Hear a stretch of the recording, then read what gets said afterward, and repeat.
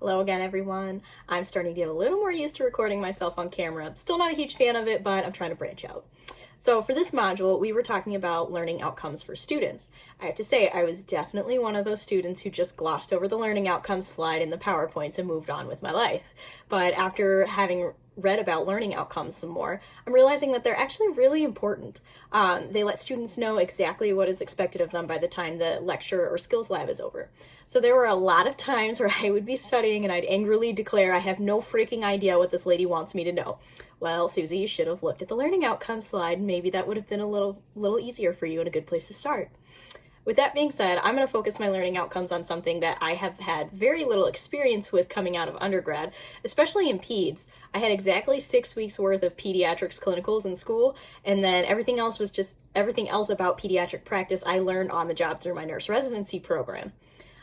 Chest tubes are something that I was not too familiar with when I came out of undergrad, and they're not super common really in my unit, even as a peds ICU.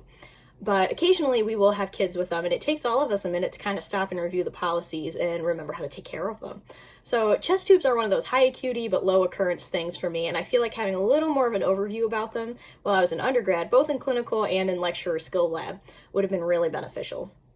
So for my first learning outcome, I'm going to do the cognitive outcome, which is students will be able to identify at least 3 reasons for why a chest tube should be placed in an acute care setting. So I like this objective because I always felt that it was something that was just kind of mentioned in passing. It was never really elaborated on. So knowing the reasons for having a chest tube in the first place, especially in the pediatric population, is really important. So, like, is it a post-op drain?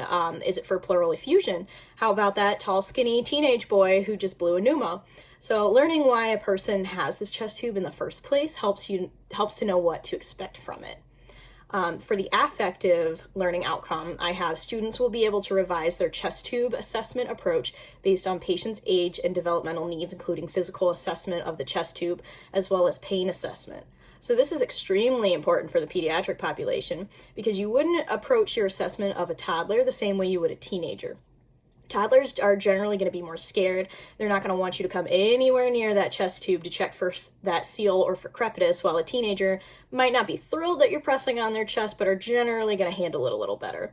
Assessing their pain appropriately is important as well because being able to determine which approach is best is vital.